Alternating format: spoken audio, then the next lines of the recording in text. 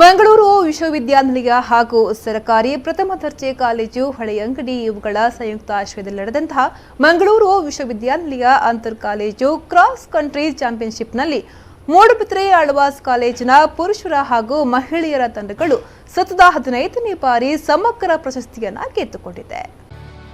ಸರ್ಕಾರಿ ಪ್ರಥಮ ದರ್ಜೆ ಕಾಲೇಜು ಹಳೆಯಂಗಡಿಯಲ್ಲಿ ನಡೆದ ಮಂಗಳೂರು ವಿಶ್ವವಿದ್ಯಾನಿಲಯ ಹಾಗೂ ಸರ್ಕಾರಿ ಪ್ರಥಮ ದರ್ಜೆ ಕಾಲೇಜು ಹಳೆಯಂಗಡಿದರ ಸಂಯುಕ್ತ ಆಶ್ರಯದಲ್ಲಿ ಮಂಗಳೂರು ವಿಶ್ವವಿದ್ಯಾನಿಲಯ ಅಂತರ್ ಕಾಲೇಜು ಕ್ರಾಸ್ ಕಂಟ್ರಿ ಚಾಂಪಿಯನ್ಶಿಪ್ನಲ್ಲಿ ಮೂಡುಬಿದ್ರೆಯ ಆಳ್ವಾಸ್ ತಂಡ ಸಮಗ್ರ ಪ್ರಶಸ್ತಿಯನ್ನ ಪಡೆದುಕೊಂಡಿದೆ.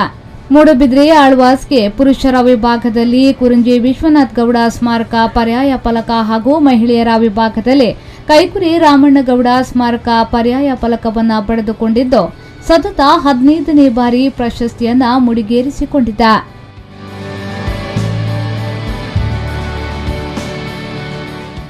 ಈ ಕ್ರೀಡಾಕೂಟದಲ್ಲಿ 32 ಕಾಲೇಜುಗಳ 294 ಸ್ಪರ್ಧಿಗಳು ಭಾಗವಹಿಸಿದ್ರು. ನ್ಯೂಸ್ ಬ್ಯೂರೋ ವಿ4 ನ್ಯೂಸ್ ಮುಲ್ಕೆ.